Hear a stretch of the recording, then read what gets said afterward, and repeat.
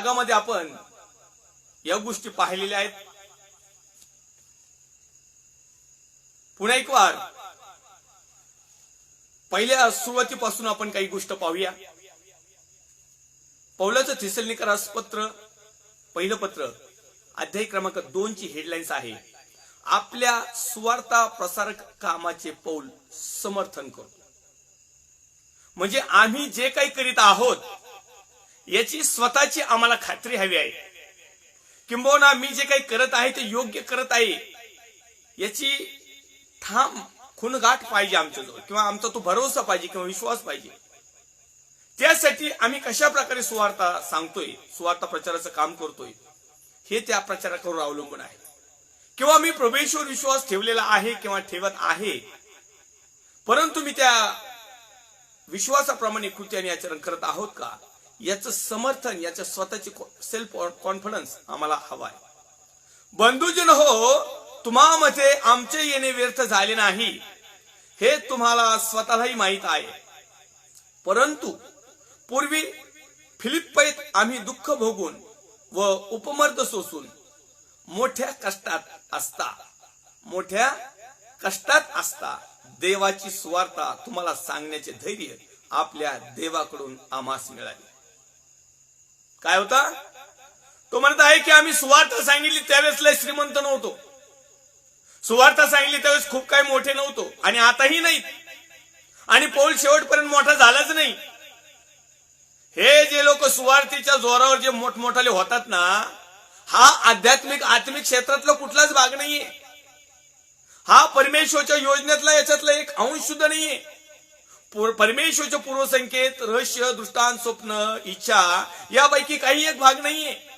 आणि हा स्वतः प्रेषित पौल सुवार्ता प्रचाराचं काम करत असताना तो स्वतःबद्दलचं समर्थन देतो की खरोखर मी जशा प्रकारे सुवार्ता सांगत आहे, किंवा मी जशा प्रकारे विश्वास ठेवलेला आहे, किंबहुना मला जशा प्रकारे परमेश्वरच्या योजना भेटल्या आहेत, मिळाल्या आहेत, माहिती पडलेल्या आहेत, किंवा जे परमेश्वरचे प्लॅन, पूर्वसंकेत, स्वप्न, दृष्टांत, रेव्हलेशन, भविष्यवाणी जे मला समजलेलं आहे, किंवा जे काही मला पाचारण झालेलं आहे त्यानुसार मी चालत आहे, म्हणून मला समाधान आहे.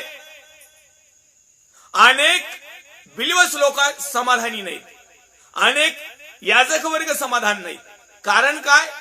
कारण त्यांच्या वाट्याला सुवार्ता सांगून जर या ठिकाणी दुःख येत असेल, किंवा मोठ्या प्रकारच्या कष्टामध्ये जर सेवा करावी लागत असेल, तारेवरची कसरत म्हणून जर सेवा करावी लागत असेल, आणि गोष्ट करीत असताना जर आम्हाला आमच्या सेवेचा मोबदला किंवा आमच्या विश्वासाचं प्रतीक किंवा त्याचं फळ जर आम्हाला भेटत नसेल, तर साहजिकच सध्याचे याजक वर्ग परमेश्वरच्या योजना सोडून आम्ही एक सुवार्थिक आहोत किंवा आम्ही एक प्रचारक आहोत, आणि आमचं एक चांगल्या प्रकारचं स्टेटस निर्माण व्हायला पाहिजे या खात्रीने, या विश्वासाने, किंवा या इच्छेने, किंवा या योजनेनुसार प्रभू येशूच्या खऱ्या सुवार्ता प्रसारापासून बाजूला निघतात आणि त्यांचं ते समर्थन करतात. परंतु परमेश्वर तुमचं खंडन करतो. मी सेवा करत आहे, मी विश्वास ठेवत आहे, मी याजकाचं काम करत आहे, माझ्या मनाला समाधान आहे, मी स्वतःवर खुश आहे, मी माझ्या स्वतःचं समर्थन करतोय, मी योग्य त्या ठिकाणी आहे असं मला खात्री वाटते, मी सार्वकालिक करू स्वर्गाच्या राज्यात जाईल हे मला वाटतं, मी देवाचं लेकरू आहे हा मला अधिकार आहे असं मला वाटतंय. पण परमेश्वराची काय इच्छा आहे? आम्हाला सगळंच वाटत हो, आम्ही चुकीचं जरी केलं तर आम्ही स्वतःचं समर्थन करतोच, दुसऱ्यांनी आम्हाला चांगलं म्हणून नाही म्हणू, परंतु आम्ही तर म्हणतो नाही नाही मी जे काही करतो ना ते योग्य आहे बाबा, तर बाकीच्याचं मला काही घेणं देणं नाही, बाकीचे कशी सेवा करतात मला त्याचा संबंध नाही, पण मी जशी काशी करतो ना ती योग्य. येस, तुम्ही ऐकताय तो शब्द खरा आहे. म्हणजे मी काही देवाच्या योजनेप्रमाणे चालत नाही, पण माझ्या पद्धतीने मी खरं आहे. अशा प्रकारचं विश्वासणारं जीवन, अशा प्रकारचं शुभवर्तमानाचं जीवन, अशा प्रकारचं याचं सेवकाचं जीवन हे परमेश्वरच्या योजनेच्या विरोधात आहे. आणि म्हणून या ठिकाणी स्वतः प्रेषित पौल संत साहेब त्या ठिकाणी लिहितात, परंतु पूर्वी फिलिपेत आम्ही दुःख भोगून व उपमर्द सोसून, फिलिपेमध्ये असताना आम्हाला दुःख पण आले, आणि आम्हाला तिथं अपमर्द झाला, आम्हाला काही कुठल्या प्रकारचं त्या ठिकाणी उंचावलं गौरवलं झालं नाही, किंवा आमचा काही आदर सत्कार केला नाही, किंवा आम्हाला काही त्या ठिकाणी म्हणावं असे काही गोष्ट रिस्पॉन्स मिळाला नाही, हे तुम्हाला माहिती आहे, असं थेसलनिकराच्या लोकांना तो म्हणत आहे. मोठ्या कष्टात असताना, आम्ही मोठ्या कष्टामध्ये असताना, दुःखामध्ये असताना, समस्येमध्ये असताना, अडचणीत असताना, आम्हाला बऱ्याचशा गोष्टीची गरज हवी होती, तरीही आम्ही त्याच्याकडे न पाहता कष्टात असताना देवाची सुवार्ता तुम्हाला सांगण्याचे धैर्य, देवाची सुवार्ता आम्ही तुम्हाला सांगितली, ती पण धैर्याने आणि आपल्या देवाकडून आम्हाला मिळालं. आणि जे धैर्य आहे ते आम्हाला देवाकडून मिळालेलं आहे, ते दुसरं कुणाकडून मिळालेलं नाही. आम्ही जर काही भाग जर पाहिलं तर प्रेषित पौल साहेबाला कुठल्या प्रकारची कमतरता नव्हती, काहीच कमतरता नव्हती. परंतु त्याचा एक शास्त्र भाग जर आम्ही बारकाईने जर पाहिला तर तुमच्या लक्षात येईल की प्रेषित साहेबांनी कुठपर्यंत त्याच्या स्वतःचं जीवन समर्पित केलं, कुठपर्यंत दुःख, यातना किंवा प्रॉब्लेम जे काही आहे ते कुठपर्यंत त्यांनी सांभाळलं. जर आम्ही पाहिलं ना तर त्याच्यामध्ये आपल्याला समजून येईल. एका पत्रामध्ये तो एक गोष्ट लिहित आहे आणि त्या पत्रामध्ये तो त्याचा राहिलेला प्रवासात राहिलेला जो झगा आहे ना, झगा आणण्यासाठी तो सांगत आहे. आता आपल्या रेफरन्सचा भाग नव्हता तो, परंतु पौलाचं जीवन ज्यावेळेस सुरू झालंय त्या पौलाच्या जीवनामध्ये आम्ही या गोष्टी पाहू शकतो. आणि म्हणून त्याने एक गोष्ट प्रामुख्याने सांगितलेली आहे की परमेश्वराच्या साठी त्यांनी दुःख, संकट, तिमोथेला दुसरं पत्र अध्याय क्रमांक 4 आणि वचन क्रमांक 13 काय सांगतोय आता त्याने, माझा झगा त्रोवसात कार्पाजवळ राहिला आहे, तो येताना घेऊन ये, आणि पुस्तके आणि विशेष करून चर्मपत्रे पण आण. मग प्रेषित पौल साहेबाला काही त्याला नवीन झगा घेता येत नव्हता का? प्रेषित पौल साहेबाला नवीन टायकोट शिवता येत नव्हता का? प्रेषित साहेबाला मोठा एक भपकेदार झगा म्हणा किंवा जे काही असतील घालण्याचे प्रकार घेता येत नव्हते का त्याला? तरी त्याने तो कसा असेल, मळका असेल, जुना असेल, फाटलेला असेल, तुटलेला असेल, त्यांनी सगळ्याला सुद्धा नवीन, म्हणजे त्याने स्वतः मी कसं दिसतोय, किती किती अप टू डेट आहे याच्याकडे लक्ष नव्हतं त्याचं. आमचं सगळं त्याच्याकडेच आहे. मला दाखवा फक्त पाळक साहेब बिगर पावडर लावता आणि बिगर इन करता कोणी बाहेर निघत आहेत का? फक्त आपलं चॅलेंज, ओपन चॅलेंज. कुठलाही पाळक आहे तसा बाहेर निघतो का सेवेला? आता 50 वेळेस मी म्हणतो ती एखाद्या वेळेस स्त्री बरी, तिच्या पर्स मध्ये तरी एखादं काहीतरी लाली, लिपस्टिक, काहीतरी कंगवा, फनी फिनी, नेल पॉलिश काहीतरी असतं. असाच प्रकार झाला यो. सेवेला निघताना हे फक्त यांचे थोबाड बघत आहेत कसे येतो, कपडे कसे चांगले आहेत का, हे आहे का, ते आहे का, गाडी व्यवस्थित आहे का, पुसलेली आहे का, बॅग आहे का बरोबर, आणि एकदम सगळं up to date. Wow, very nice. आणि इकडं प्रेषिताने सुवार्थ कार्यासाठी दुःख सहन केलं, आणि तुमच्याच्याने साधं इस्त्रीच्या बिगर कपड्यावर तुम्हाला कुठं जाता येत नाही. नाही, तुम्ही अप टू डेट जा, त्याबद्दल वाद नाही. मला म्हणायचं नाही तुम्ही गबाळ्यासारख्या लोकांच्या घरी जा, कारण तुम्ही जर गबाळ्यासारख्या लोकांच्या घरी गेले तर लोक म्हणतील तूच भिकारी आणि तू काय आम्हाला देशील. याचा अर्थ असा नाही लोकांच्या दानपत्रावर पैसे घ्यायचे ना मोठ्याले टायकोट शिवायचे आणि लोकांच्या घरी जायचं, लोकांच्याच दिलेल्या दानपत्रातल्या पेट्रोल मधून लोकांच्याच पैशावर मिळवलेले फोर स्ट्रोक गाडी घेऊन किंवा 4 व्हीलर घेऊन किंवा फॉर्च्युनर घेऊन आणि मग तिथं उतरायचं, लोकांना टेटल दाखवायचं, बघा मी पहिला भिकारी होतो, आता प्रभूने मला कसं दिलं. म्हणजे याच्यावरून तुम्हाला लोकांना हे सांगायचं आहे का की तुम्ही माझ्यासारखे जर वागले तर तुम्ही असंच होता? हे देवाच्या सेवक परमेश्वराच्या योजनेनुसार चालणारा नाही. सरळ स्पष्टपणे आपल्याला काही त्यांचा न्याय करायचा नाही, पण हे जर गुण त्यांच्यामध्ये आहेत ना, ओळखून जा. या ठिकाणी देवाचं वचन आम्हाला सांगतं की बंधुजनो, आमचं जे येणं व्यर्थ नाही झालं. कारण काय आहे, आम्ही मोठ्या कष्टात असताना देवाची सुवार्ता सांगण्याचे धैर्य आपल्याला देवाकडून आम्हाला मिळाले. ही देवाची योजना सांगण्याचं धैर्य लागतं. देवाची योजना काय आहे, पूर्वसंकेत काय आहे, प्लॅनिंग काय आहे, रेव्हलेशन काय आहे, दर्शन काय आहे, दृष्टांत काय आहे, इच्छा काय आहे, बेत काय आहेत, आणि आम्ही कसे असावं ही गोष्ट परमेश्वराकडून येताना आणि सांगत असताना, तसं वागणं, उठणं, बसणं करीत असताना कुठलाही मनुष्य श्रीमंत होत नाही, तो देवाचा सेवक. आणि आताचे जेवढे काही फॉरनर झालेत ना, ओळखून घ्या. आपल्याकडे काय, तुम्ही खूप मोठ्या धैर्याने सांगता हो, बॉडीगार्ड जवळ ठेवू. तुमची सुवार्ता सांगण्याची पद्धत काय, कुणी काही आपल्याला आडवं लागा नाही म्हणून बॉडीगार्ड जवळ ठेवता तुम्ही. एवढे तर तुम्ही बॉडीगार्डवर अवलंबून आहात, म्हणजे ख्रिस्तावर अवलंबून नाही राहायचं, ख्रिस्ताच्या पाठीराख्यावर अवलंबून नाही राहायचं. किंबहुना ख्रिस्त जो त्याचा सेवक, जसं पवित्र शास्त्रामध्ये आम्हाला सांगतं की परमेश्वरचा भय धरणाऱ्या भोवती परमेश्वरचा दूत रात्रंदिवस पहारा देत असतो, संरक्षण देत असतो. म्हणजे तुमच्या जवळ असणाऱ्या पैशाच्या जोरावर, तुमच्या स्टेटसच्या जोरावर तुम्ही बॉडीगार्डला ठेवता, म्हणजे तुम्ही परमेश्वरच्या दूताला थोडक्यात नाकारता. याचा अर्थ असा झाला की परमेश्वरचे दूत तुम्हाला संरक्षण देत नाही, तुम्ही स्वतः तुमच्या पैशाच्या जोरावर बॉडीगार्ड ठेवणार. अहो, स्वतः प्रभू येशू ख्रिस्त 5-5 हजाराच्या पब्लिक मध्ये जात होता, त्यावेळेस त्याचं कोणी बॉडीगार्ड नव्हतं. आणि देहपर्यंत जाता काही त्याला 12 शिष्य होते. मग 12 शिष्य काही नुसते काय बॉडी बिल्डर होऊन लोकांना काही नुसते ढकलीतच होते का?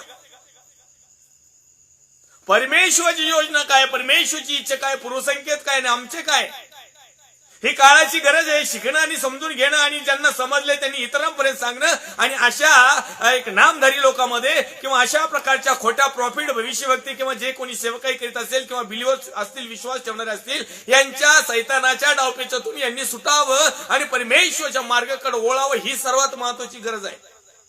पण आज हे लोक त्या पवित्रतेकडून येतात आणि इकडे गुलामगिरीत जात आहेत. ही एक देखील खेदाची गोष्ट आहे. आणि म्हणून 3ऱ्या क्रमांकाच्या वचनामध्ये तो लिहितोय, कारण आमचा जो बोध आहे ना,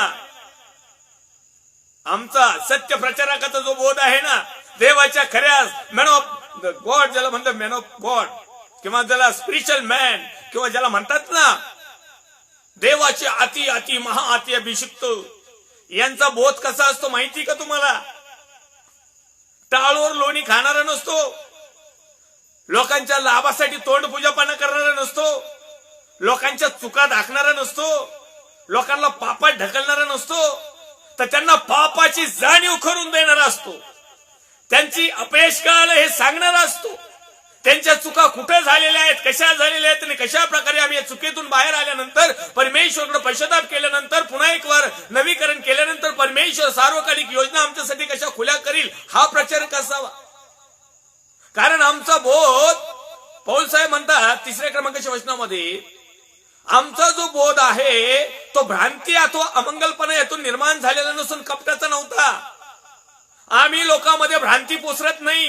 ज्या लोकांमध्ये ऑलरेडी भ्रांतीचा कार्य करत आहे, ज्या लोकांमध्ये ऑलरेडी भ्रांतीचा आत्मा दुरात्मा कार्य करत आहे, विशेष करून देवाच्या सेवकामध्ये, जे नावाला प्रोफेट लावून घेतलेलं आहे, जे केवळ फक्त स्वतःच जगातल्या सुखासाठी सगळ्या गोष्टी करत आहेत, विशेष करून या लोकांसाठी प्रेषित पौल साहेब सांगतोय की आमचा बोध भ्रांती अथवा अमंगलपणा नव्हता. आमच्या बोधामध्ये किती प्रकारची भ्रांती आहे. आज लोकांना, अनेक लोक भ्रांतीमध्ये अडकीत आहे. गेल्या कितीतरी दशकापासून, शतकापासून नामधारी पिढ्यानं पिढ्या चालत आहे. आजही त्यांचे प्रसंग तुटत नाही, आजही त्यांच्या सवयी तुटत नाही, आजही त्यांच्या संस्थेचे रूल तुटत नाही, आजही त्यांनी आखलेल्या विधर्मी दैवताप्रमाणचे त्यांचे ज्या विधी नियम अटी आहेत, आजही त्या तंतोतंत पाळल्या जातात. याचा अर्थ ह्या भ्रांतीच्या आत्म्याचं कार्य त्याच्यामध्ये होत आहे. आणि अशा प्रकारे प्रेषित पौल साहेबांनी आणि देवाच्या कुठल्याच सेवकाने त्या ठिकाणी सुरुवातीची शुभवर्तमान सांगितलेलं नाही, तर रोखठोक सांगितलेलं आहे आणि क्लिअरन्स मध्ये सांगितलेलं आहे. आज अनेक लोकांना धर्मपंडित झालेत, अनेक लोक डॉक्टरीन झालेत, अनेक लोक सगळ्या प्रकारचे झालेत, मात्र त्यांचा बोध जो आहे, मात्र त्यांच्याकडून येणारा संदेश जो आहे, मात्र त्यांच्याकडून येणारं शुभवर्तमान जे आहे, मात्र त्यांच्याकडून येणारं जे रेव्हलेशन असेल, प्रकटीकरण असेल, भविष्यवाणी असेल किंवा दर्शन असेल किंवा त्यांचे स्वप्न असतील किंवा त्यांचे दृष्टांत असतील किंवा त्यांच्या मंडळीच्या, संस्थेच्या, स्वतःच्या किंवा पत्नीच्या काही योजना असतील, त्या लोकांपर्यंत सांगता तुम्ही. हे जे पहिले प्रेषित होते, जे याजक होते, जे सेवक होते, ते स्वर्गाच्या राज्यातून येणारी योजना लोकांपर्यंत सांगत होते. आणि म्हणून तो छातीला हात लावून सांगतोय, आमचा बोध भ्रांती, आम्ही आमच्या बोधामधून कधीच भ्रांती पसरवली नाही अथवा अमंगलपण, आमच्या बोधामध्ये कधी अमंगलपणा नव्हता, यातून निर्माण झालेलाच नाही. आणि विशेष करून आमच्या बोधामध्ये कपट पण नव्हतं. आजकाल लोकांना शिकवण्यासाठी मनात कपट धरावं लागतं. ते काहीतरी एक म्हणे, एक जगातल्या, त्याला बायबलशी जोडू नका, समजून सांगण्यासाठी तुम्हाला सांगतोय. मुंह में राम आणि बगल में छुरी, मुंह में राम आणि बगल में छुरी किंवा छोरी, या दोन्ही पैकी कोणतंही घ्या, जे असन ते. हे अशा प्रकारचे आज सेवक चालले आहे, अशा प्रकारचं विश्वासणारं जीवन चाललेलं आहे, अशा प्रकारचे लोक परमेश्वराच्या नावाचा फार सत्यानाश करीत आहेत. अशा प्रकारे लोक जीवन जगून परमेश्वराच्या योजना, परमेश्वराचे पूर्वसंकेत, परमेश्वराचं प्लॅनिंग चौपट करीत आहेत. पण याद राखा, येणाऱ्या दिवसामध्ये जर आजही तुम्ही परिवर्तित झाला नाही, आजही तुम्ही तुमच्या सवयी सोडून दिल्या नाही, आजही ह्या सगळ्या गोष्टी जर तुमच्या आणि माझ्यामध्ये जर दिसल्या, तर येणाऱ्या दिवसामध्ये जो येणारा परमेश्वराचा पुत्र प्रभू येशू ख्रिस्त जो न्यायाधीश म्हणून येणार आहे, तो आमची गाई करणार नाही. कारण आजच संधी आहे की आम्ही या गोष्टी सोडून द्याव्या. आमचा बोध भ्रांती अथवा अमंगलपण ह्यातून निर्माण झालेला नसून कपटाचा नव्हता. आम्ही कपटाने कधीच बोलत नाही, कपटाने कधीच चालत नाही. काय असेल ते फेस टू फेस, अरे दोन घेऊ नाही तर दोन देऊ, डायरेक्ट या नाही तर तिकडेच जा.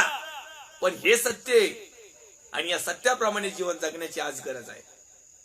पण काही लोक कुठंतरी स्वार्थासाठी काही ना गोष्टी सोडून देतात, काही एक्स्ट्रा भरितात. तर सुवार्ता आमच्यावर सोपवून देण्यास देवाने आम्हाला पारखून पसंत केल्यामुळे आम्ही ती सांगतो. पहिली गोष्ट, देवाने आम्हाला पारखलंच पाहिजे. हे उपटसुंबे कुठून आले, देवाने त्यांना पारखलं नाही, ओळखलं नाही, पाचरण केलं नाही, निवडलं नाही, काहीच केलं नाही, तरी उठून सुटून देवाची सेवा करून राहिलेत, उठून सुटून स्वतःच प्रॉफिट नाव लावून राहिलेत, उठून सुटून स्वतःच भविष्यवक्त्याचं नाव लावून राहिलेत, उठून सुटून मोठी एकदा डिग्री लावून राहिलेत, उठून सुटून कुणीही दीक्षा घेऊन राहिलेत, उठून सुटून कुणीही सेवा काही करून राहिलेत. आणि त्यांच्या सेवेमध्ये जो बोध आहे तो सगळा कपटाचा आहे, त्यांचा सगळा अमंगलपण आहे, सगळा भ्रांती निर्माण करणार आहे, सगळा स्वार्थाचा आहे. याचा अर्थ 4 क्रमांकाच्या वचनामध्ये प्रेषित पौल म्हणतो की तर सुवार्थ आमच्यावर सोपून देण्यास देवाने आम्हाला पारखलं. पहिलं देवाच्या सेवकाची पारख झाली पाहिजे. आज देवाच्या सेवकाची पारखच नाही, आज विश्वासणाऱ्याची पारखच नाही, आज बिलिव्हर्सची पारखच नाही, आज लीडरची पारखच नाही. आज जो कोणी एखादा गिटार घेऊन मेन आमच्या चर्चला हेडलाईन्सला आहे, त्याच्या मागे 2-4 पोरी 2-4 पोरं इथं त्यांची टीम, हे त्यांचं पारखून नाही घेत. प्रत्येक गोष्ट पारखून घ्यावी. बाजारात गेल्यानंतर वांगे पारखता, टमाटे पारखता, कधी सडके सुडके आणत नाही, किडके कुडके आणत नाहीत, इजाळून गेलेले आणत नाहीत. तिथं मात्र तुमचे डोळे चांगले दिसतात आणि परमेश्वराच्या गोष्टीसाठी तुमच्या डोळ्यात कसा मोतीबिंदू होतो सारखा, काढून टाका तो मोतीबिंदू. देवाच्या वचनाच्या द्वारे तुमचे क्लिअरन्स होतील डोळे. कारण स्तोत्र 119 वचन क्रमांक 119 आम्ही सातत्याने त्याचा प्रचार करत आहोत की परमेश्वराचं जे वचन आहे माझ्या पावलाकरता, तुमच्या पावलाकरता, जगाच्या पावलाकरता, विश्वासणाऱ्याच्या पावलाकरता दिवा आणि प्रकाश आहे. आजही आमच्या डोळ्यात मोतीबिंदूची. जर आम्ही पारखता येत नाही, बघता येत नाही, तपासता येत नाही, चेक करता येत नाही, बाकीच्या गोष्टी कशा चेक करता? जिबीला बरं हाड नाही, जिबीला बरीच चव आहे. खरड झालं, आंबट झालं, तुरट झालं, आळणी झालं, तिखटच झालं, चांगलंच नाही, टेस्टच नाही. मग देवाच्या राज्यात काय पारख येतं तुम्ही?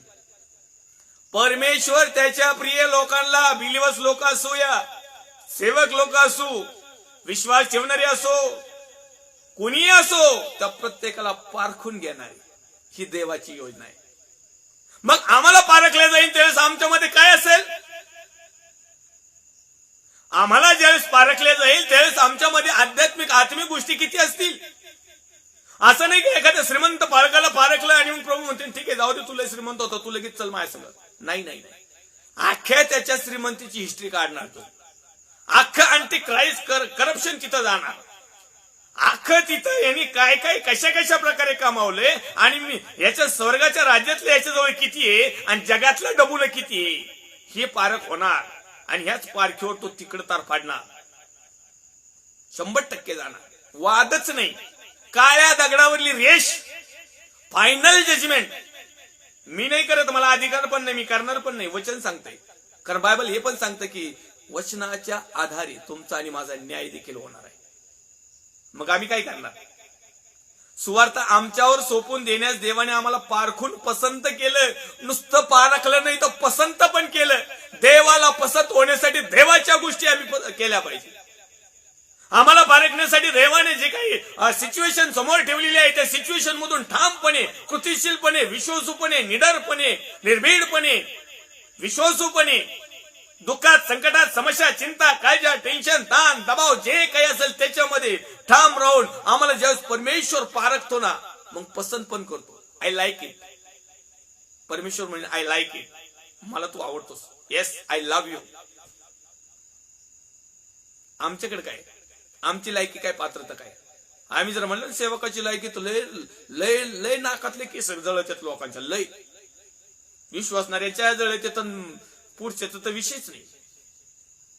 आम्ही माणसांना खुश करण्यासारखे न बोलता प्रेषित पौल साहेब या ठिकाणी लिहितात, आम्ही माणसं कसे खुश होते यासारखं नाही बोलत.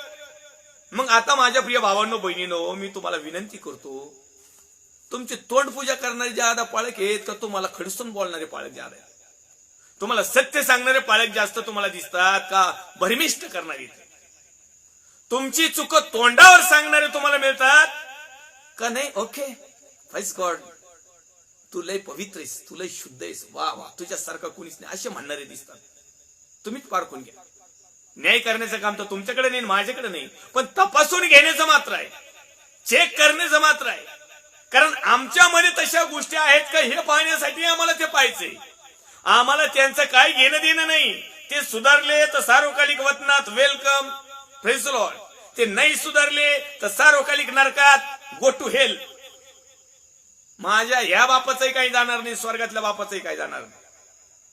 मग या ठिकाणी तो प्रेषित पौल साहेब लिहितो, आम्ही माणसांना खुश करण्यासारखे न बोलता आमची अंतकरणे पारखणारा देव, परमेश्वर माझंही अंतकरण पारखतो, परमेश्वर तुमचंही अंतकरण पारखतो, परमेश्वर त्या सेवकाचंही अंतर पारखतो, आणि परमेश्वर होऊन गेलेल्या प्रेषितांचं देखील अंतकरण पारखणारा होता, आहे आणि येणार आहे. देव ज्यामुळे खुश होईल असे बोलतो. आमची अंतकरणे पारखणारा देव ज्यामुळे, ज्या गोष्टीमुळे, ज्या योजनेमुळे, ज्या इच्छेमुळे, ज्या प्लॅनमुळे, ज्या आज्ञाविधी नियमामुळे, ज्या सत्यामुळे, ज्या आज्ञा पालनामुळे, ज्या पवित्र आणि शुद्धतेमुळे माझा परमेश्वर खुश होईल असं. लोक कशाने खुश होते ना आम्हाला काही घेणं देणं नाही लोकांचं. लोकांना लागत त्यांच्या चुका झाकायचं, त्यांच्याविषयी भविष्यवाण्या करायच्या. तू येणाऱ्या दिवसात फॉरेनला जाशील आणि तुझा विजा लागेल आणि तुमचा असं होईल, तो पोरगले मोठं कलेक्टर होईल. कायचं होईल रे कलेक्टर? त्याचं पोरग गेले कोण ह्यांच्या पुढं फॉरेन देशाला, तुमच्या दानपात्र हो. तुम्ही फक्त त्याचे प्रकटीकरण आणि खोट्या भविष्यवाण्याच ऐकत राहा आणि त्याला तेल पाण्यालाच पैसे घालीत राहा आणि त्यांनाच दानपात्र दिन दशमन वासो कोंबू कोंबू देत जा. आणि असेच वाचा तुम्ही उकांड्यावरच येणार. उकांड्यावरून राजेशाही पद्धतीवर जाणारच नाही. हा, तुम्ही उकांड्यावर आता आहात, परंतु तुम्ही जर सार्वभौम परमेश्वराला जर समर्पित केलं ना तर परमेश्वर रंकाचा राजा पण करतो, राजाचा रंक पण करतो. पण तुमच्या योजना कोणत्या आहेत? म्हणजे ह्या ठिकाणी प्रेषित पौल साहेब म्हणत आहेत की आम्ही माणसांना खुश करण्यासारखे न बोलता आमची अंतकरण पारखणारा देव ह्या ज्यामुळे खुश होईल असं बोलतो. मग लोकांना राग काय येईना, लोक उठून का जाईना, लोकांनी लाईव्ह बंद का करीना, किंवा लोकांनी परत नका नका काय येईना, किंवा चेसला नका येऊ नका, प्रार्थनेला विनंती पाठवू नका, काहीच करू नका, काही फरक पडत नाही. पण तो माझा परमेश्वर कशा गोष्टीवर खुश होतो की ज्या वेळेस त्याची योजना मी तुमच्यापर्यंत पोहोचवतो, ज्यावेळेस परमेश्वरची योजना, परमेश्वरची इच्छा, परमेश्वरचे पूर्वसंकेत, परमेश्वरची प्लॅन मी तुमच्यापर्यंत पोहोचवण्याचं जे काम, माझ्या परमेश्वर पित्याची इच्छा पूर्ण करण्याचं काम ज्यावेळेस मी करतो, त्यावेळेस तुम्ही माझ्यावर खुश व्हा किंवा नका हो, परंतु परमेश्वर माझ्यावर खुश होतो. आणि परमेश्वर माझ्यावर खुश होतो म्हणून मी रोज आणि रोज तुमच्यामध्ये येतो. हा आनंद आहे, हा हर्ष आहे, हे माझं पारितोषिक आहे, ही माझी पाचरण आहे, हे माझं बोलवलेलं आहे, हे मला पारखलेलं आहे. गेल्या अनेक दिवसापासून अनेक बोटावर मोजणारी लोक आहेत, देवाचे अभिषिक्त सेवक सेविका, की तेच खरा प्रचार करतात. बाकीच्यांचं फक्त नोकरी पाणी चालू आहे. नोकरी जसं बाकीच्या सरकारी, निमसरकारी किंवा कॉन्ट्रॅक्ट मधल्या किंवा बाकीच्या ज्या प्रायव्हेट लिमिटेडच्या किंवा प्रायव्हेट किंवा वैयक्तिक बिझनेस जसा आहे ना, अशा प्रकारचा हा बिझनेस आहे. बाकी दुसरं काहीच नाही. कारण ओरिजिनल सेवक जो आहे ना तो परमेश्वरची योजना सोडून कुदत जात नाही. 5व्या वचनामध्ये तो म्हणतो, कारण आम्ही आजरवाचे भाषण कधी करीत नव्हतो, हे तुम्हाला माहीतच आहे. तसेच लोभाने आमच्यात लोभ नव्हता. प्रेषिती काळामध्ये प्रेषितांना लोभ नव्हता. आता तुम्ही तय करा. आता तुमच्या लक्षात येऊ द्या, किंवा तुम्हाला अनुभव पण आलेला असेल, किंवा येत असेल, किंवा नसला आलं तर इथून पुढे येईल. हे जे काही आहेत ना, विश्वास न रिक्त पुरी म्हणा, किंवा मोठे आराधक म्हणा, किंबहुना तुमचे कारभारी म्हणा, किंवा डिकन म्हणा, पास्टर म्हणा, फादर म्हणा, रेव्हरंट म्हणा, बिशप म्हणा, आर्च बिशप म्हणा, आणखीन कोणता कोऑर्डिनेटर, काय काय नाव आहेत. आता मी कमी शिकलेलो, मला माहित नाही. आणखीन जेवढे कुणी ना, लोभ. दुसरा मुद्दा, कपट वेश. कपट पण करायचं आणि वेशही बदलायचा. पाणी रे पाणी तर रंग कैसा, जिसमें विलाया वैसा. आणि अधिक गावरान भाषेत आमच्या खेडेगावच्या साईडला जर शब्द रचना जर केली ना, भुईरी साईडिया, रंग बदलणारा. झाडावर चढला का हिरवा, खोडावर आला का तपकिरी, डांबरीवर आला का काळा, पाण्यात घुसला का हिरवा, कोवळ्या गवतात गेला का लगेच पिवळा. हे कशासाठी आहे? वाचण्यासाठी. तुम्ही इथं वाचतालो, तुम्ही आणि मी इथं वाचतो, पण तिथं गई नाही, तिथं चान्स नाही. म्हणून लोभानी काही करू नका. सगळ्यांना विनंती आहे, कपट वेश धरू नका, कपटही करू नका, आणि ह्या बोटाचा थुका ह्या बोटावर पण टाकू नका. असं ह्या गोष्टी करणारा, करीत असलेले, आणि जे करण्याचा ज्यांचा प्लॅन आहे, तर परमेश्वराला हा प्रेषित पौल साहेब म्हणतो, याविषयी देव आमचा साक्षी आहे. देवाला माहिती आहे, बोटावर मोजणारे थोडके देवाचे सेवक आहेत की ते कपट वेश नाही करीत. देवाला माहिती आहे की थोडके बोटावर मोजणारे लोक लोभ नाही धरीत. देवाला माहिती आहे की थोडके बोटावर मोजणारे लोक फेस टू फेस बोलतात. देवाला माहिती आहे की बोटावर मोजणारे काही लोक आहेत ते माणसांना खुश करण्यासाठी बोलत नाहीत. देवाला माहिती आहे, सगळं माहिती. मग आम्हाला काय माहिती? आपल्याला काय वाटतं? देव खुश होईल का लोक खुश होतील? माझ्यावर देव खुश व्हायला पाहिजे. लोक नाराज असले तरी काही अडचण नाही. उपाशी राहिलं ना तर लोक भाकरी आणून नाही देत. आम्हालाच करायचंय जे काही करायचंय. नरकात जायला लय लोक ढकलीत येईल, स्वतः नरकात नाही येणार. स्वर्गात जायला लय लोक चाललेत, स्वर्गात जाणं सहजासहजी नाही. त्यासाठी बऱ्याचशा गोष्टी आम्हाला योजना समजून घ्यावा लागतील, आणि त्या योजनेमध्ये कृती आणि आचरण करावं लागेल.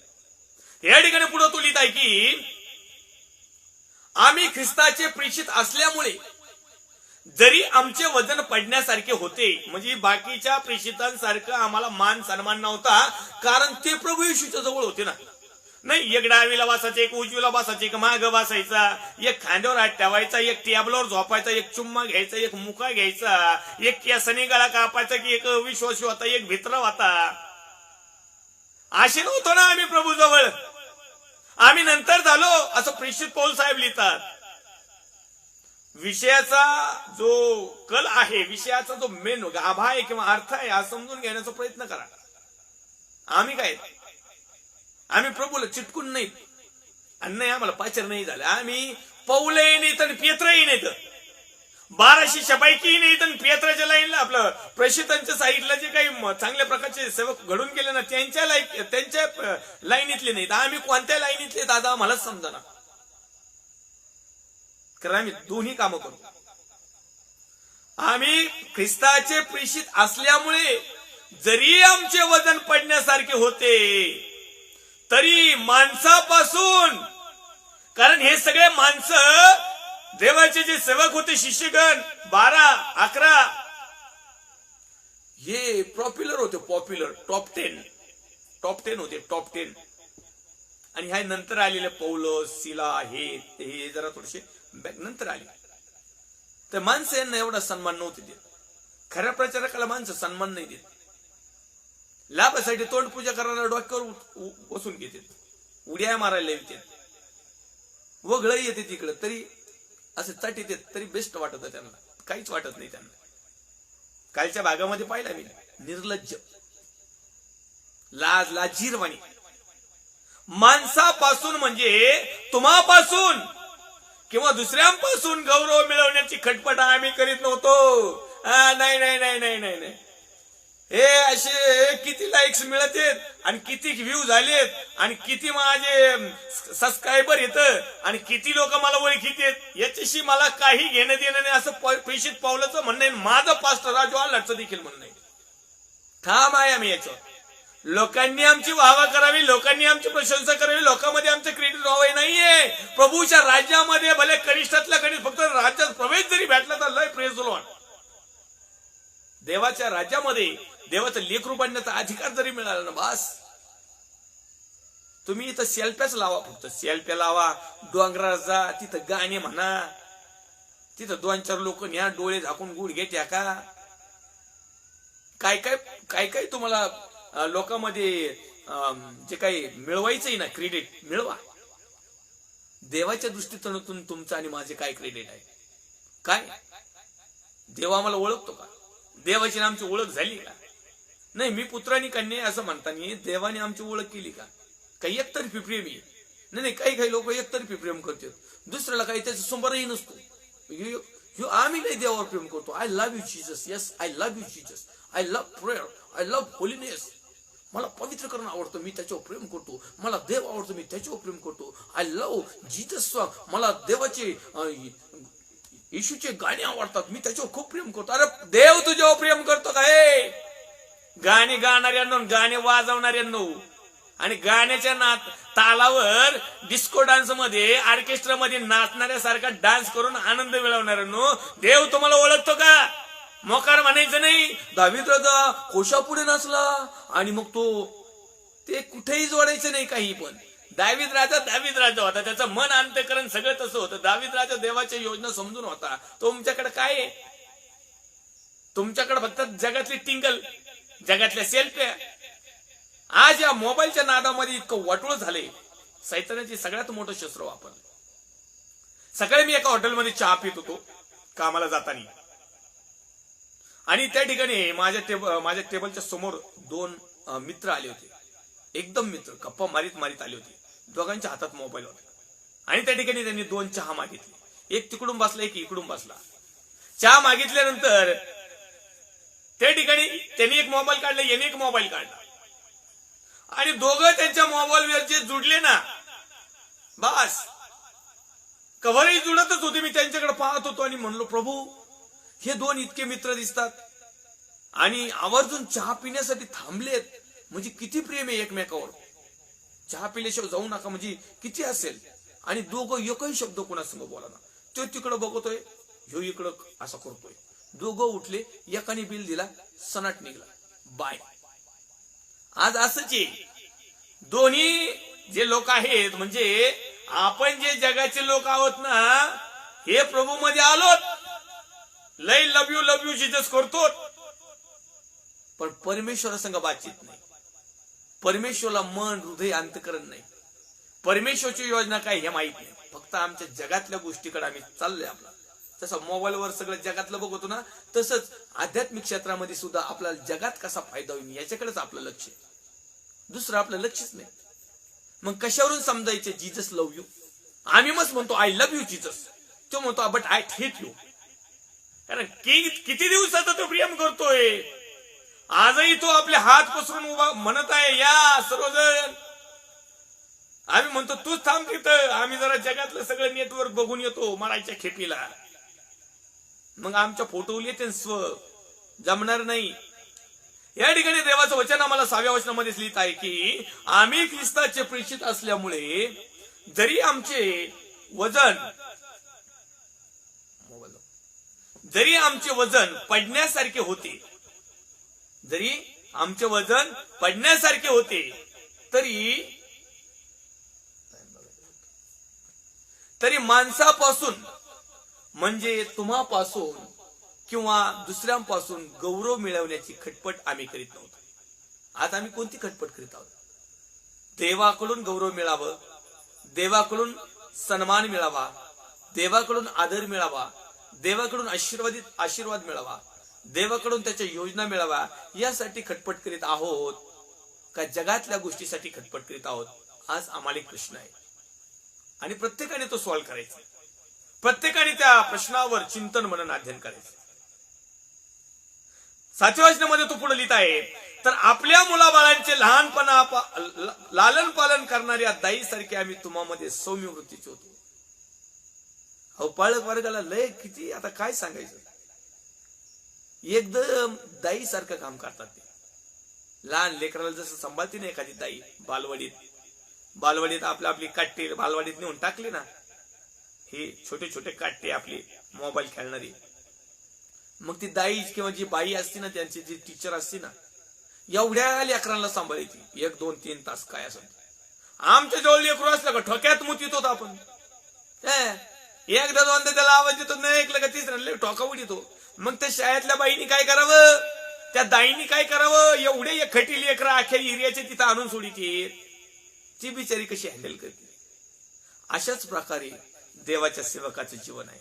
जो सत्य आहे ना, सांभाळण्याचा प्रयत्न करू वचनाच्या माध्यमातून.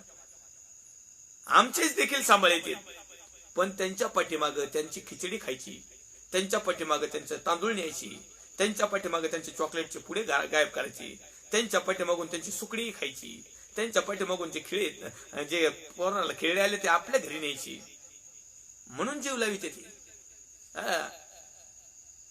तुम्हाला जगिक उदाहरण मी यासाठी देत असतो की हे वास्तविकरित्या ऑलरेडी चालू पण आहे, असंच सेवेमध्ये पण चालू आहे.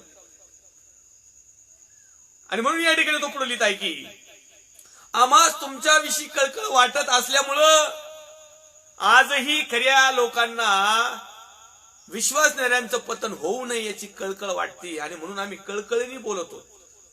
आमच्या आवाजात जो रस्व दीर्घ किंवा जो तापड स्वभाव किंवा रागाचा किंवा द्वेषाने किंवा एक खुन्नस किंवा ज्या आवाजाचा जो तोडपाणी किंवा जे अधिकार आहे ना, तो तुमच्यावर रागवावा किंवा मी तुमचा आय हेट यू म्हणतो किंवा तुमचा धिकार करतो यासाठी नाही, तर याच्यामध्ये देखील देवाचं योजना आहे, प्रेम आहे, दया आहे की काही करून तुम्हाला देवाच्या स्वार्थीचं दान मिळावं, देवाच्या परमेश्वराच्या योजना तुम्हाला समजाव्यात, परमेश्वराकडून तुमचे रखडलेले आशीर्वाद तुम्हाला मिळावेत.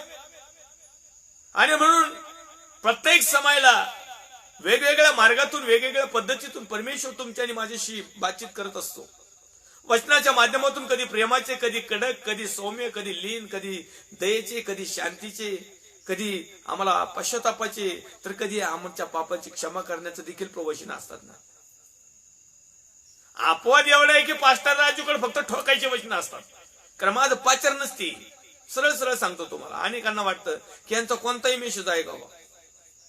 आमच्या घरात एकदा आनंदाचा मेसेज चालू होता, बरेच पार्ट झाली. आमच्या घरच्यांनी सांगितलं आनंदाचा मेसेज होता, पण या काही दिवस आनंद नाही मिळाला. बाकीच्या दुःखाच्या मेसेजला आनंद घेतला, पण आनंद नाव असणाऱ्या मेसेजला मात्र आनंद नाही मिळाला. आम्हास तुमच्याविषयी कळकळ वाटत असल्यामुळे आम्ही तुम्हाला केवळ देवाच्या सुवार्थेचे दानच देण्यास नव्हे, तर तुम्हावरील आपल्या अत्यंत प्रीतीमुळे तुम्हाकरिता आपला जीवही देण्यास राजी होतो. या पूर्वीच्या प्रेषितांनी सुवार्ते कार्यासाठी स्वतःचा जीव दिला, आताचे याजक दुसऱ्याचा जीव घेतात.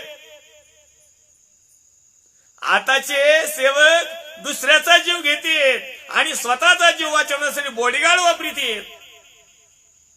पूर्वीच्या सेवकांनी स्वतःचा जीव दिला, स्वार्थासाठी नाही, लोकांसाठी. लोकांच्या परमेश्वरच्या योजना, परमेश्वरचे पूर्व संकेत, प्रकटीकरण, भविष्यवाणी, दर्शन, दृष्टांत, स्वप्न परमेश्वरजीच्या लोकांपर्यंत पोहोचवण्यासाठी सत्यप्रचार करत असताना अनेकांना जीवे मारण्यात आलं. आजही काही बोटावर मोजणारे लोक आहेत की त्यांना परमेश्वराच्या खऱ्या गोष्टीमुळे जीव मारण्यात आलेला आहे, येत आहे. आणि इथून पुढे जसा जसा तो दिवस जवळ येणार आहे न्यायाचा, तसे तशी देवाचे अभिषिक्त लोक कापले जाणार आहेत. वेगवेगळ्या पद्धतीने त्यांचा जीव त्या ठिकाणी गमावल्या जाणार आहे, वेगवेगळ्या पद्धतीने. हे येणाऱ्या दिवसाचं भविष्यवाणी. 9व्या क्रमांकाच्या वचनामध्ये प्रेषित पौल साहेब सांगतात, बंधूंनो, आमचे श्रम व कष्ट याची आठवण तुम्हाला आहे. तुम्हातील कोणाला आमचा भार होऊ नये म्हणून आम्ही रात्रंदिवस काम धंदा करून तुम्हा पुढे देवाच्या सुवार्तेची घोषणा केली. रात्रंदिवस लोकांना लुटण्याची सेवा नाही केली, रात्रंदिवस सेवा करून नाही घेतली. तर आम्ही स्वतः तो म्हणत आहे की आम्ही इतरांना आमचा जो भार आहे, बंधूंनो, आमचे श्रम व कष्ट यांची आठवण तुम्हाला आहे.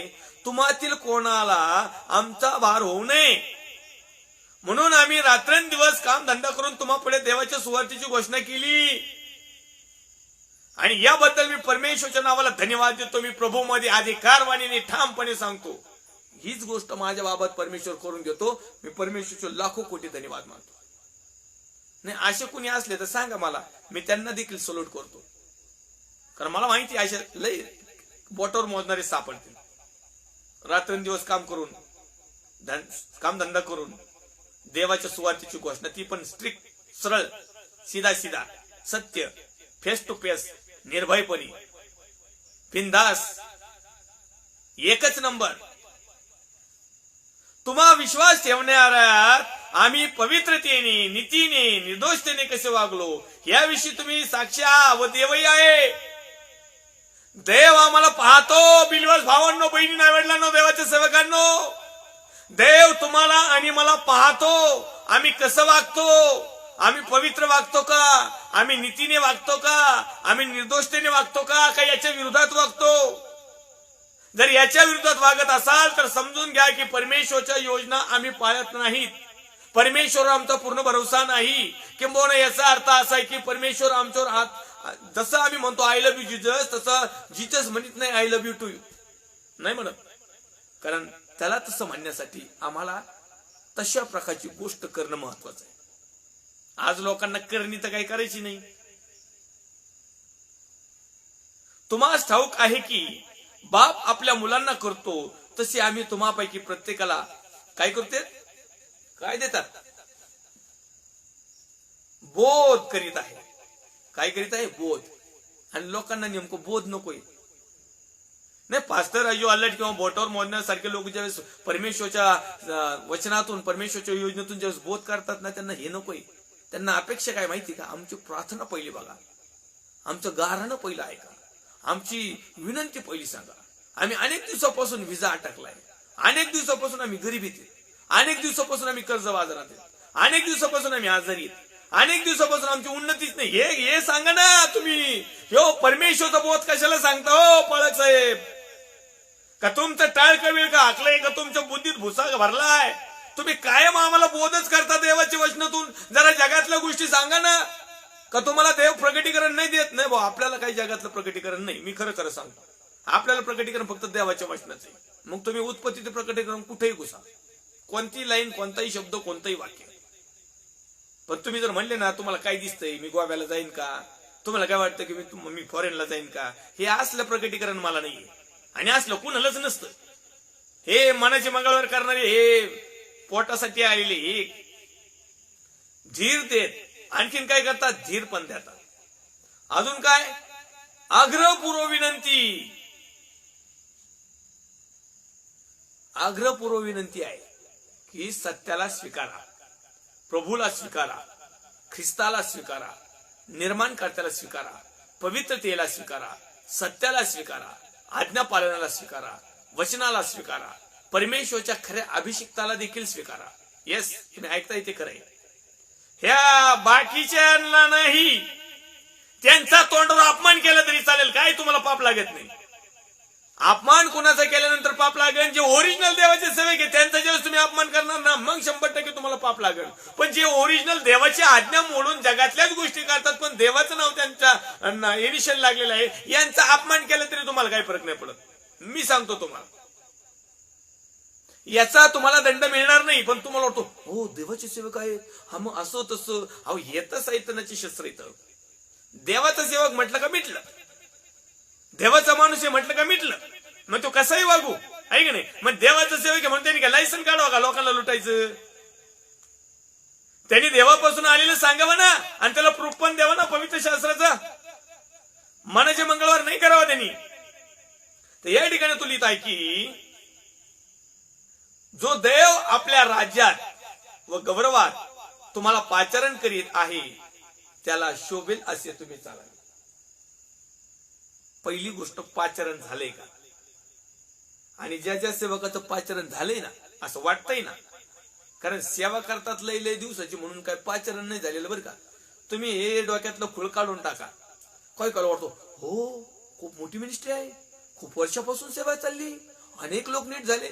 नाही नाही, हे आणि पाचारण वेगळे, हे आणि आचरण वेगळे, हे आणि देवाची योजना वेगळी, हे आणि देवाची इच्छा वेगळी, हे आणि सत्य वेगळं आहे, हे आणि पवित्रता शुद्धता वेगळं वेगळं आहे. सेवा करतो म्हणजे काय कोणतं लय मोठं काम करतो? सेवेच्या नावाखाली पोटच भरतो ना. सेवेच्या नावाखाली कधी दुःख घेतलंय का? सेवेच्या नावाखाली कधी तुम्हाला भिकारीपणा आलंय का? सेवेच्या नावाखाली कधी तुमची निंदा झाली का? सेवेच्या नावाखाली कधी तुम्हाला संकट आलेत का? सेवेच्या नावाखाली कधी तुम्ही कष्ट करता का? कष्ट करता का? सेवेच्या नावाखाली तुम्ही तुमचा स्वार्थ सोडून दिलाय का कधी? सेवेच्या नावाखाली तुम्हाला त्रास झालाय का? सेवेच्या नाव तुम्हाला काहीच नाही झालं, सेवेच्या नावावर तर तुम्ही पाटील बनले. कसं समजायचं? कसं समजायचं तुम्ही विश्वासणारे आहात? कसं समजायचं तुम्ही लिडर्स आहात? कसे समजायचे तुम्ही कारभारी आहात? कसे समजायचे तर तुम्ही द मॅन ऑफ गॉड आहात? कसे समजायचे तर तुम्ही प्रॉफिट आहात? कसे समजायचे तुम्ही देवाची आती माती खाणारे अभिषिक्त सेवक? कसं समजायचं? आती म्हणून पूर्वी मातीच खाऊन टाकली, आता माती परीक्षण करावं लागेल. तुमच्यातले प्रथिनच कमी झाले. ते मातीचं परीक्षण करणारी एक आमच्या गावात एक टीम आली होती माती परीक्षण करायला. म्हणजे झाड व्यवस्थित लागल का, कोणतं पीक येईल, किती प्रोटीन कमी येईल, कशी कसदार जमिनी कशी झाली, कसं चांगलं होईल, कशी लेवलला येईल, हे असे तुमचे आहेत ना. हे माती हे जे आती अभिषिक्त आहेत ना, हे माती खाल्लेले त्यांचं आता परीक्षण वचनाप्रमाणे करावं लागेल. आणि यांचं परीक्षण वचनाप्रमाणेच होणार. यांचं करेक्शन, यांच्यामध्ये कोणते प्रोटीन सार्वकालिक जीवनात जाणायला किंवा देवाच्या योजना पूर्ण करायला जे कमी पडलेत ना, त्याचं हेच कारण यांनी मातीच खाऊन टाकली ओरिजिनल. आज देवाची इच्छा आहे आम्ही माती बनून मातीतून निघलो आहोत, पण मातीत जाता कामा नये. आमच्या जीवाची, आत्म्याची, शरीराची आणि व्हायना का माती, पण जीव आणि आत्मा तरी सुरक्षित राहायला पाहिजे. आणि देवाची ती इच्छा आहे शरीर पण सुरक्षित राहिलं पाहिजे. मग आम्हाला परमेश्वरच्या योजना त्यासाठी समजून उमजून घ्यावा लागते. परमेश्वरच्या नावाला आपण धन्यवाद देऊया, सन्मान आदर गौरव महिमा त्याला देऊया. पुन्हा एक वार 3रा अध्याय आणि 2रं वचन आपण या समाला पाहूया, कारण आपल्याकडे थोडासा वेळ बाकी आहे, साधारणतः 4 मिनिटं बाकी आहेत. 3रा अध्याय आणि 2ऱ्या क्रमांकाचं वचन, थेसलोनिकरास पत्र, पहिलं पत्र. आणि आम्ही आपला बंधू तिमोथेय ख्रिस्ताच्या सुवार्तेत देवाचा सेवक याला यासाठी पाठविले की त्याने तुम्हाला स्थिर करावे. देवाच्या सेवकाला पाठवण्याची देवाची योजना काय माहिती का? देवाची योजना या पाठीमागे एकच आहे की त्यांनी तुम्हाला आणि मला म्हणजे विश्वासणाऱ्या लोकांना स्थिर करावं, बोध करावा, सत्य सांगावं, परमेश्वरच्या योजना सांगाव्यात, आमच्या चुका अपराध सांगाव्यात, आमची कमी घटी सांगावी, म्हणजे ती आम्हाला समजेल, म्हणजे आम्ही त्यावर पश्चाताप करू, म्हणजे ते आम्ही सोडून देऊ, म्हणजे आम्ही परमेश्वराला समर्पित होऊ, म्हणजे आम्ही नवीकरण करण्याचा प्रयत्न करू, म्हणजे आम्ही विश्वासाप्रमाणे कृती आणि आचरण करायला प्रयत्न करू, आणि मग आम्ही विश्वासात स्थिर होऊ. यासाठी तर देवाच्या सेवकाची नेमणूक केलेली आहे, यासाठी विश्वासणाऱ्याची नेमणूक केली आहे, यासाठी लिडर्सची नेमणूक केलेली आहे, यासाठी फादर पास्टरची नेमणूक केलेली आहे, यासाठी कारभारीची नेमणूक केलेली आहे, यासाठी आणखीन पुढे काय पोस्ट असते त्यांची नेमणूक केलेली आहे. आज आम्ही काय करीत आहोत? लोकांना आज आम्ही अस्थिर केलं, बधीर केलं, बधीर.